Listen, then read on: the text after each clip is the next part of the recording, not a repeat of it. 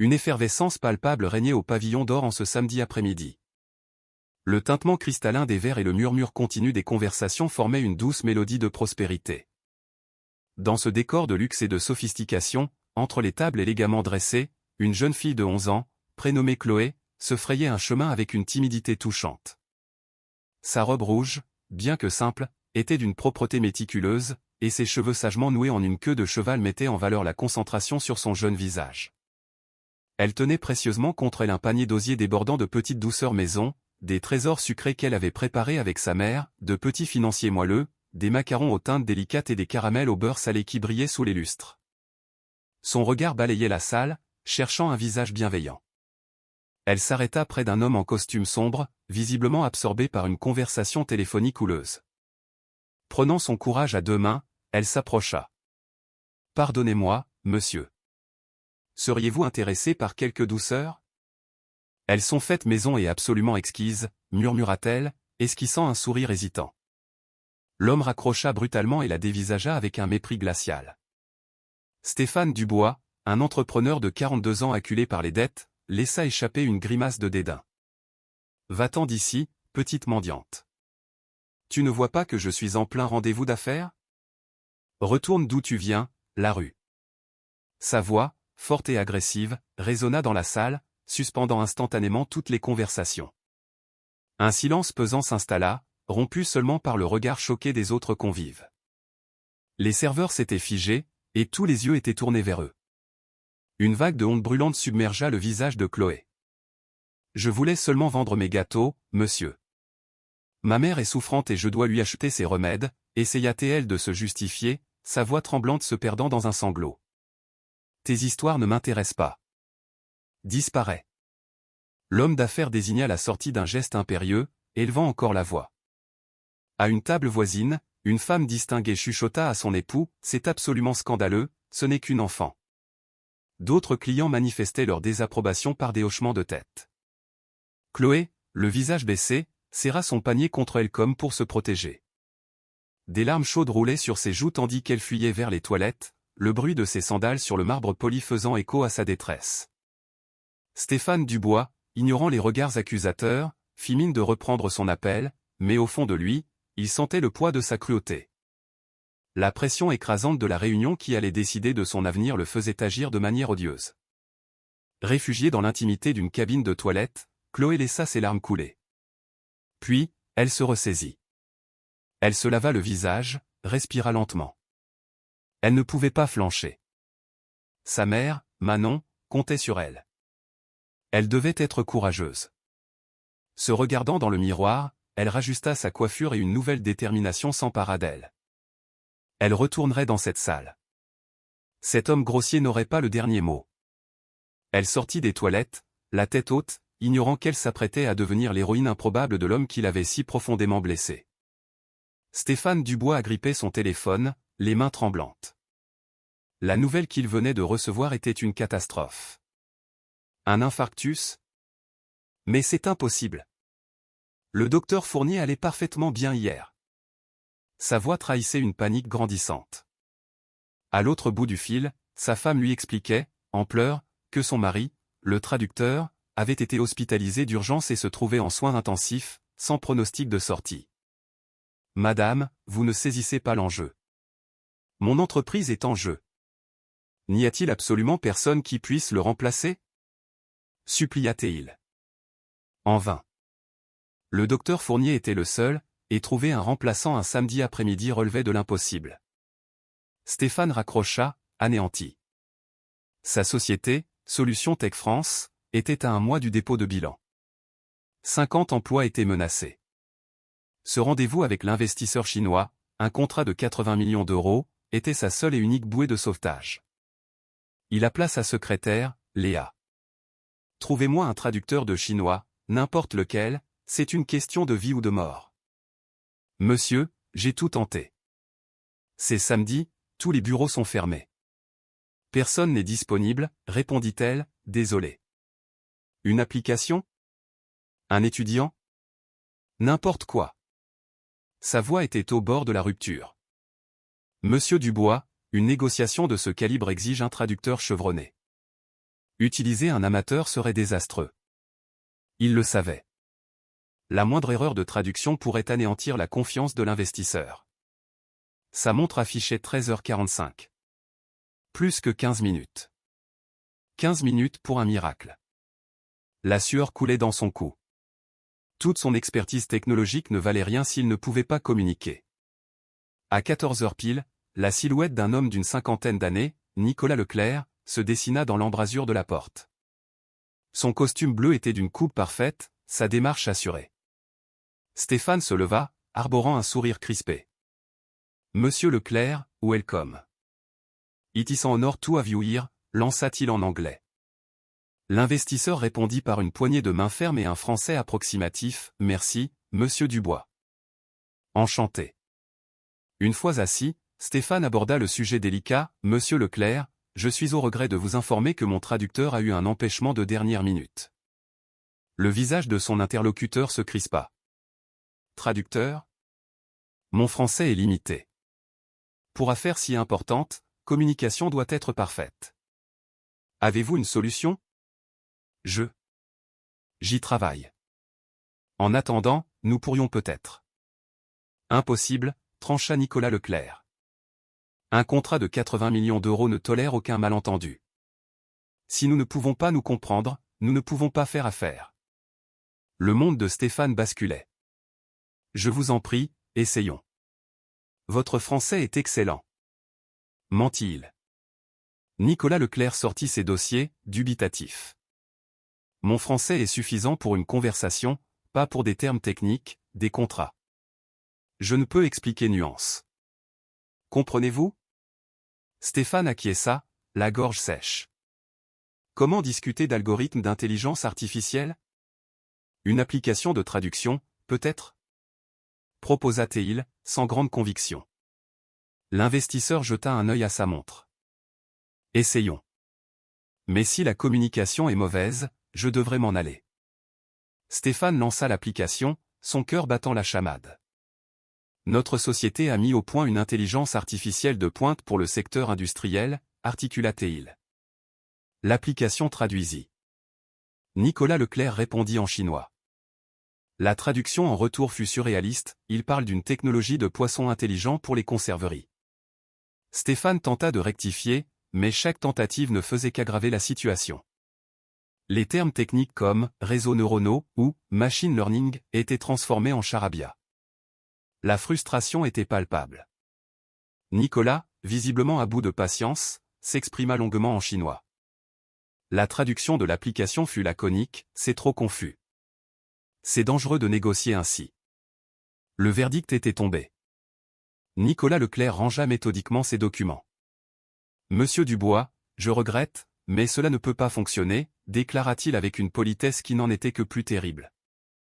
La clarté est la base de la confiance dans les affaires.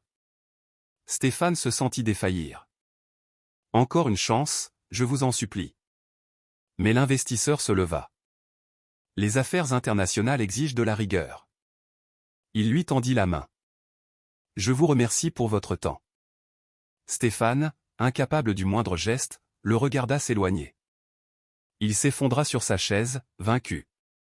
Sa carrière, son entreprise, tout était fini. C'est à cet instant que Chloé, sortant des toilettes, croisa le chemin de l'investisseur. Elle avait retrouvé sa détermination. En passant près de la table de Stéphane, elle avait surpris des bribes de la conversation. L'homme asiatique parlait chinois.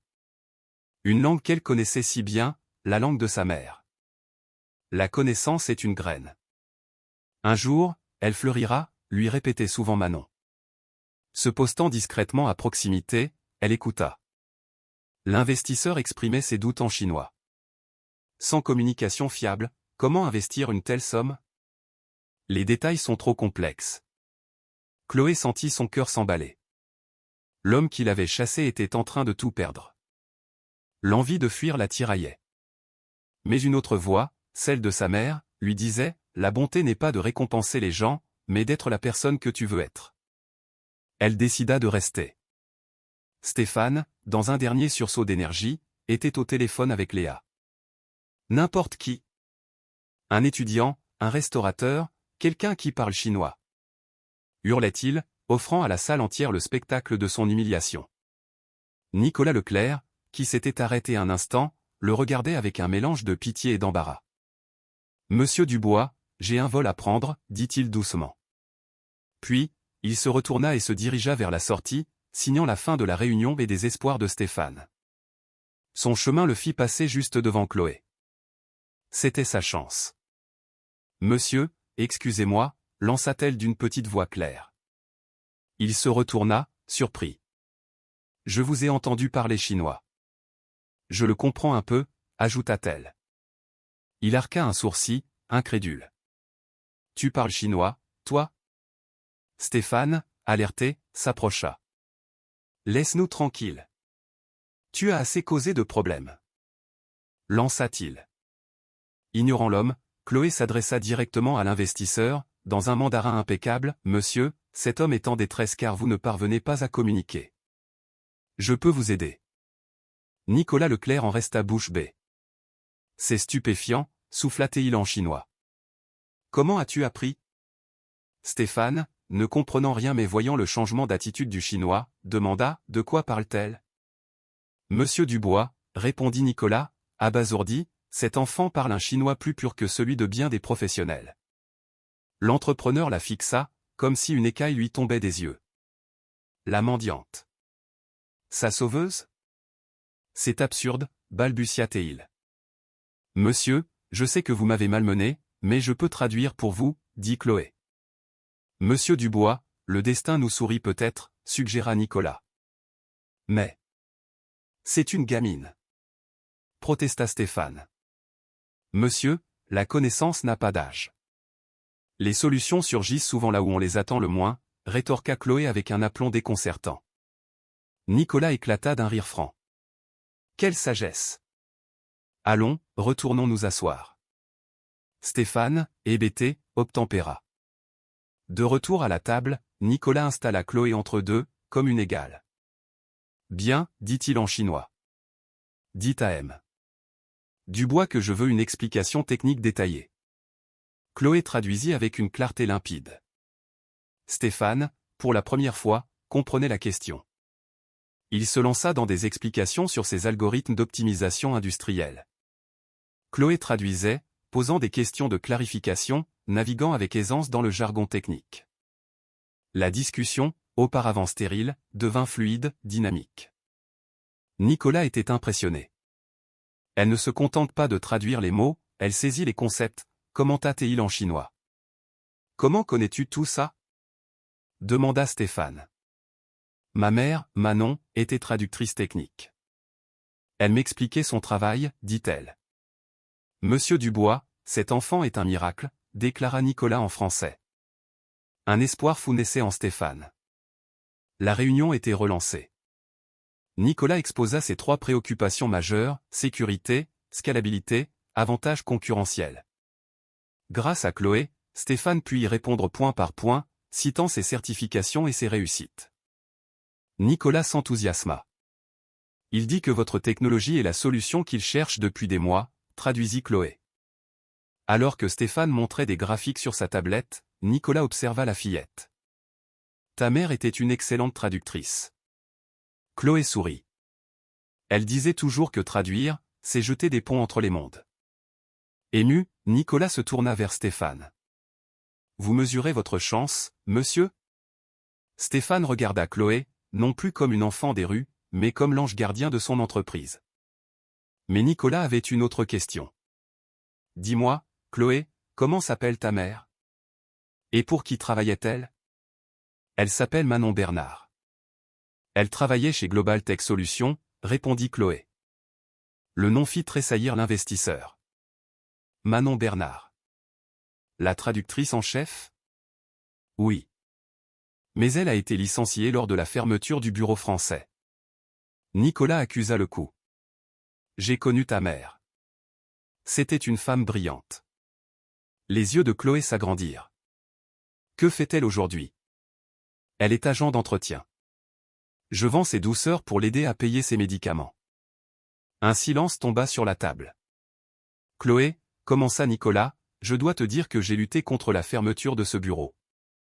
perdre ta mère a été une erreur stratégique monumentale.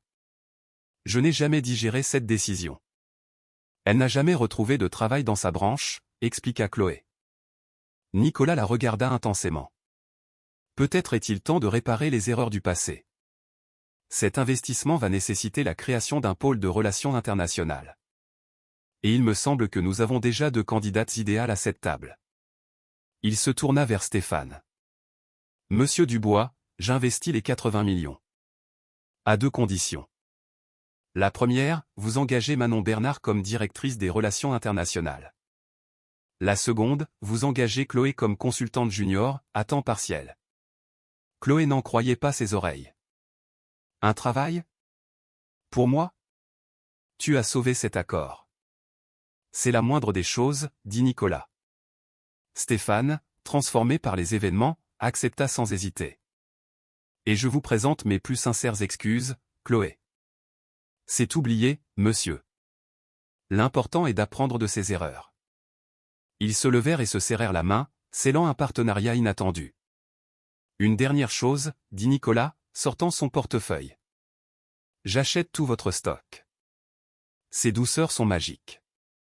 Puis, sur une feuille de papier, il griffonna les termes de leur accord, 80 millions d'euros pour Solutions Tech France, un poste pour Manon Bernard à 4 000 euros par mois, et un contrat de consultante pour Chloé à 2 000 euros par mois. Il le tendit à la fillette. Pour ta mère. Chloé courut hors du restaurant, le papier serré dans sa main. Le destin, médita Nicolas, a parfois des manières bien surprenantes de rendre la justice. Chloé arriva chez elle, dans leur petit appartement. Manon dormait sur le canapé, minée par la fatigue de son travail de nuit dans une entreprise de nettoyage. « Maman, réveille-toi. J'ai une nouvelle incroyable. Tu te souviens de M. Nicolas de Global Tech? Je viens de traduire une réunion pour lui. » Elle lui raconta toute l'histoire. Manon écoutait, les larmes aux yeux, n'osant y croire. Elle lut le papier que lui tendait sa fille, sa main tremblant. Directrice des relations internationales. C'est un rêve. C'est notre chance, maman. Le lendemain, Nicolas Leclerc appela. Il s'excusa platement auprès de Manon pour son licenciement et lui donna rendez-vous au jardin public central. Là, il lui offrit non seulement le poste, mais aussi une bourse d'études complète pour Chloé dans la meilleure école privée de la ville, incluant un futur échange scolaire en Chine. Je ne fais pas l'aumône, précisa-t-il. Je répare une injustice et j'investis dans le talent. 3 mois plus tard, Manon Bernard, élégante dans son tailleur, était une directrice respectée et appréciée chez Solutions Tech France. L'entreprise, en pleine croissance, comptait 20 employés de plus. Stéphane Dubois, plus humble et plus humain, était devenu un patron exemplaire. Chloé, épanouie dans sa nouvelle école, excellait dans toutes les matières et venait travailler tous les samedis avec un enthousiasme communicatif. J'apprends le japonais, annonça-t-elle à Nicolas lors d'une visioconférence. 6 mois s'étaient écoulés. Stéphane retourna déjeuner au pavillon d'or. Vous avez changé, monsieur, lui dit le serveur. Plus tard, au bureau, il apprit par Manon que le projet d'ouvrir une filiale à Pékin était approuvé. Cette fille est un génie, dit-il en parlant de Chloé, qui venait d'apprendre qu'elle représenterait son école à une compétition nationale de langue. Chloé entra à ce moment-là, rayonnante. J'ai été sélectionnée. Elle les serra dans ses bras. Merci de m'avoir donné ma chance. À des milliers de kilomètres, dans sa chambre d'hôtel, Nicolas Leclerc examinait les chiffres exceptionnels de la filiale française. Il sourit. Il avait fait bien plus qu'un bon investissement. Il avait changé des vies. Et une petite fille lui avait rappelé que la plus grande richesse est celle du cœur.